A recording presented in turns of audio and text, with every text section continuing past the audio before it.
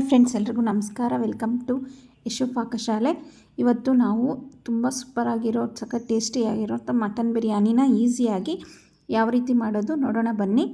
ಮೊದಲಿಗೆ ನಾನಿಲ್ಲ ಒಂದು 3/4 kg ಆಗೋಷ್ಟು ಮಟನ್ನ ಚೆನ್ನಾಗಿ 2-3 ಸರಿ ವಾಶ್ ಮಾಡಿ ಇಟ್ಕೊಂಡಿದ್ದೀನಿ. ವಾಶ್ ಮಾಡೋದು ಚೆನ್ನಾಗಿ ನೀರನ್ನೆಲ್ಲ ಡ್ರೈನ್ ಮಾಡಬೇಕು.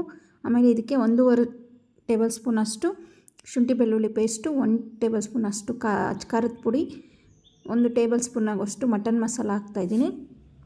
ಮಟನ್ ಮಸಾಲ ಇಲ್ಲ ಅಂದರೆ ಪರವಾಗಿಲ್ಲ, ಗರಂ ಮಸಾಲನೇ ನೀವು ಒಂದು ಅರ್ಧ ಟೀ ಸ್ಪೂನ್ ಆಗೋಷ್ಟು ಹಾಕ್ಕೋಬೋದು. ಅರ್ಧ ಟೀ ಸ್ಪೂನ್ ಆಗೋಷ್ಟು ಪೆಪ್ಪರ್ ಪೌಡ್ರು, ಒಂದು ಅರ್ಧ ಟೀ ಸ್ಪೂನ್ ಆಗೋಷ್ಟು ಗರಂ ಮಸಾಲ ಸೇರಿಸ್ಕೊತಾ ಇದ್ದೀನಿ. ಮಟನ್ ಮಸಾಲ ಇಲ್ಲದೆ ಇದ್ದರೆ ನೀವು ಬಿರಿಯಾನಿ ಮಸಾಲನೂ ಸೇರಿಸ್ಕೋಬೋದು. ಈಗೆಲ್ಲ ಹಾಕಿ ಚೆನ್ನಾಗಿ ಮ್ಯಾರಿನೇಟ್ ಮಾಡಿ ಹಾಕೋದ್ರಿಂದ ಮಟನ್ ತುಂಬ ಚೆನ್ನಾಗಿರುತ್ತೆ ಟೇಸ್ಟು ಬಿರಿಯಾನಿಗೆ. ಈಗ 1-2 ಸ್ಪೂನ್ ಆಗೋಷ್ಟು ಮೊಸರನ್ನ ಸೇರಿಸಿ, ಒಂದು ಸ್ವಲ್ಪ ಉಪ್ಪು ಸೇರಿಸಿ ಇದಕ್ಕೆ ಚೆನ್ನಾಗಿ ಕಲಿಸ್ಕೊಂಡು ಇದನ್ನು 1 ಗಂಟೆ, ಮಿನಿಮಮ್ 1 ಗಂಟೆ ಇದನ್ನು ನಾವು ಮ್ಯಾರಿನೇಟ್ ಮಾಡಿ. ಇದರಿಂದ ಮಟನ್ ತುಂಬ ಚೆನ್ನಾಗಿ ಟೇಸ್ಟು ತುಂಬ ಚೆನ್ನಾಗಿ ಬರುತ್ತೆ. ಈ ರೀತಿ ಮ್ಯಾರಿನೇಟ್ ಮಾಡಿರೋದ್ರಿಂದ ಡೈರೆಕ್ಟ್ ಹಾಕೋದಕ್ಕಿಂತ ಈ ರೀತಿ ಮ್ಯಾರಿನೇಟ್ ಮಾಡಿ ಹಾಕ್ಕೊಂಡ್ರೆ ಚೆನ್ನಾಗಿರುತ್ತೆ. ಇವಾಗ ನಾನು ಇಲ್ಲಿ ಒಂದು 4 ಟೇಬಲ್ ಸ್ಪೂನ್ ಎಣ್ಣೆ ತೊಗೊಂಡಿದ್ದೀನಿ. ಎಣ್ಣೆ ತುಪ್ಪ 2 ಮಿಕ್ಸ್ ತೊಗೊಂಡಿದ್ದೀನಿ. ನೀವು ಯಾವುದಾದ್ರೂ ತೊಗೋಬೋದು, ಎಣ್ಣೆನೇ ತೊಗೊಂಡ್ರೂ ಪರವಾಗಿಲ್ಲ. ಇವಾಗ ಸ್ಪೈಸಸ್ ಎಲ್ಲ ಹಾಕೋತಾ ಇದ್ದೀನಿ. ಬಿರಿಯಾನಿ ಎಲೆ, ಚಕ್ಕೆ, ಲವಂಗ, ಮರಾಠಿ ಮೊಗ್ಗು, ಸ್ವಲ್ಪ ಜೀರಿಗೆ, ಸೊಂಪು ಎಲ್ಲ ಹಾಕ್ಕೊಂಡು ಇದನ್ನು ಲೋ ಫ್ಲೇಮಲ್ಲೇ ಒಂದು 10-15 ಸೆಕೆಂಡು ಅದನ್ನು ಚೆನ್ನಾಗಿ ಫ್ರೈ ಮಾಡ್ಕೋಬೇಕು. ಆಮೇಲೆ 2 ದೊಡ್ಡ ಈರುಳ್ಳಿನ ಸಣ್ಣದಾಗಿ ಕಟ್ ಮಾಡಿ ಹಾಕ್ಕೊಳ್ತಾ ಇದ್ದೀನಿ. ಈರುಳ್ಳಿ ಚೆನ್ನಾಗಿ ಫ್ರೈ ಆಗಿ ಕಲರ್ ಚೇಂಜ್ ಆದಮೇಲೆ ಇದಕ್ಕೆ ನಾನು ಒಂದು ಸ್ವಲ್ಪ ಪುದೀನ ಎಲೆಗಳನ್ನ ಹಾಕ್ಕೋತಾ ಇದ್ದೀನಿ. ಇದ್ರ ಜೊತೆಗೆ ಒಂದು ಸ್ವಲ್ಪ ಕೊತ್ತಂಬರಿ ಸೊಪ್ಪನ್ನು ಹಾಕ್ಕೋತಾನೆ.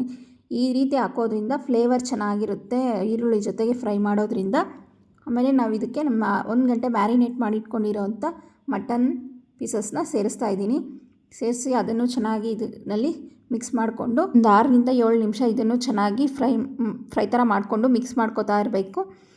ಆ ರೀತಿ ಮಾಡೋದ್ರಿಂದ ಇದರಲ್ಲಿ ಮಟನಲ್ಲಿ ನೀರು ಬಿಟ್ಕೊಳ್ಳುತ್ತೆ. ನಾವು ಮ್ಯಾರಿನೇಟ್ ಮಾಡಿ ಇಟ್ಕೊಂಡಿರೋದು, ನಾವು ಮೊಸರು ಎಲ್ಲ ಹಾಕಿರೋದ್ರಿಂದ ಅದು ಚೆನ್ನಾಗಿ ಅದರೊಳಗಡೆ ಫ್ರೈ ಆಗಬೇಕು.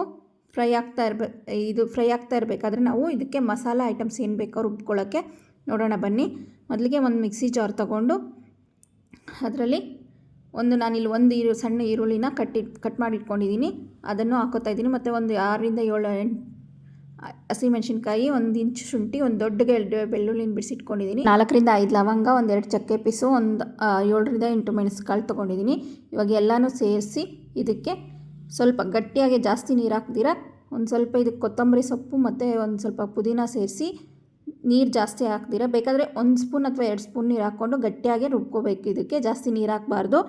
ರುಬ್ಕೊಂಡು ಪಕ್ಕಕ್ಕೆ ಇಟ್ಕೊಳ್ಳೋಣ. ಇವಾಗ ಇದನ್ನು ನಾವು ಆಲ್ರೆಡಿ ಫ್ರೈ ಮಾಡಿ ಬೇಯಕ್ಕಿಟ್ಟಿದ್ದು ಆ ಮಟನ್ನ ಬೇಯ್ತಾ ಇದೆ ನೋಡಿ ಯಾವ ರೀತಿ ನೀರು ಬಿಟ್ಕೊಂಡಿದೆ ಅಂತ.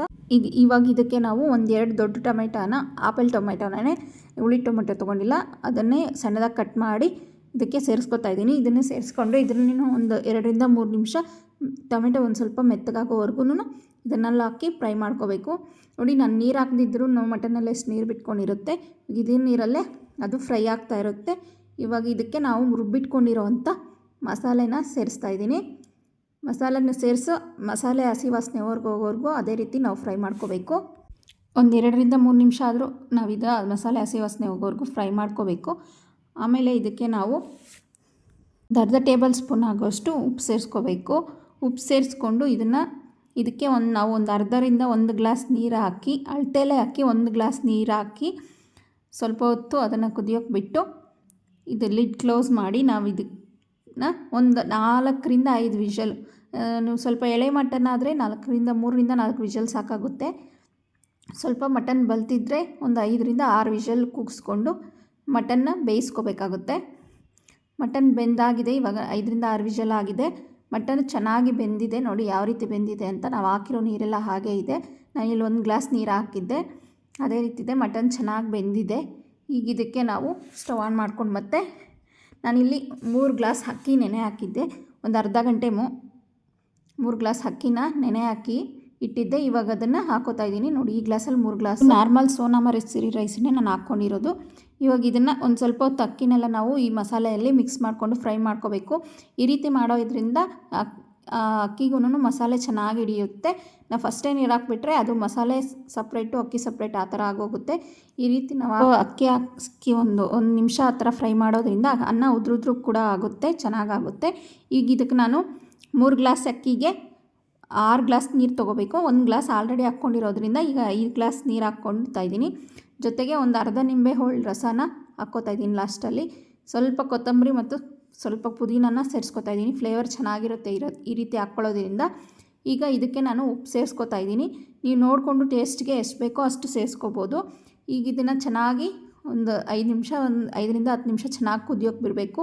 ನೋಡಿ ಅಕ್ಕಿ ಈ ರೀತಿ ಮೇಲೆ ಬರಬೇಕು. ಚೆನ್ನಾಗಿ ಕುದೀತಾ ಇರಬೇಕಾದ್ರೆ ಇದಕ್ಕೆ ನಾವು ಈಗ ಟೇಸ್ಟ್ ನೋಡ್ಕೋಬೇಕು. ಉಪ್ಪು ಖಾರ ಕಡಿಮೆ ಇದೆ ಅನಿಸಿದ್ರೆ ನಾವು ಇಲ್ಲಿ ಸೇರಿಸ್ಕೋಬೋದು. ಈ ರೀತಿ ಕುದೀತಾ ಇರಬೇಕು. ಕುದಿಯೋವಾಗಲೇ ನಾವು ಲಿಡ್ ಕ್ಲೋಸ್ ಮಾಡ್ಕೋಬೇಕು. ನಾನಿಲ್ಲಿ ಲೋ ಫ್ಲೇಮಲ್ಲಿ ಇಡ್ತಾ ಇಲ್ಲ, ಹೈ ಫ್ಲೇಮಲ್ಲೇ 2 ವಿಷಲ್ ಕೂಗಿಸ್ತಾ ಇದ್ದೀನಿ. ನೀವು ಬೇಕಾದರೆ ಲೋ ಫ್ಲೇಮಲ್ಲೇ ಇಟ್ಟು ಇದನ್ನು 2 ವಿಷಲ್ ಕೂಗಿಸ್ತು ಸರಿ ಹೋಗುತ್ತೆ. ನೋಡಿ ಇವಾಗ ಎಲ್ಲ ತುಂಬ ಚೆನ್ನಾಗಿ ಬೆಂದಿದೆ. ಒಳ್ಳೆ ಫ್ಲೇವರ್ಫುಲ್ಲಾಗಿ ಸ್ಮೆಲ್ಲು ತುಂಬ ಚೆನ್ನಾಗಿದೆ. ತಿನ್ನೋಕ್ಕೆ ರೈಸೆಲ್ಲ ಕರೆಕ್ಟಾಗಿ ಕುಕ್ ಆಗಿದೆ. ಸೂಪರಾಗಿ ಆಗಿದೆ ಬಿರಿಯಾನಿ. ನೋಡಿ ನೀವು ಒಂದ್ಸಲಿ ಮನೇಲಿ ಟ್ರೈ ಮಾಡಿ ಹೇಗೆ ಬಂದಿದೆ ಅಂತ ನಮ್ಗೆ ಕಮೆಂಟ್ ಮಾಡಿ. ನಮ್ಮ ವಿಡಿಯೋ ಇಷ್ಟ ಆದರೆ ಲೈಕ್ ಮಾಡಿ, ಶೇರ್ ಮಾಡಿ, ನಮ್ಮ ಚಾನಲ್ನ ಸಬ್ಸ್ಕ್ರೈಬ್ ಮಾಡಿ, ನೋಟಿಫಿಕೇಷನ್ಗಾಗಿ ಬೆಲ್ ಐಕಾನನ್ನು ಒತ್ತಿ. ಇನ್ಸ್ಟಾಗ್ರಾಮ್, ಫೇಸ್ಬುಕ್ಕಲ್ಲಿ ನಮ್ಮ ಪೇಜ್ ಫಾಲೋ ಮಾಡಿ. Thank you.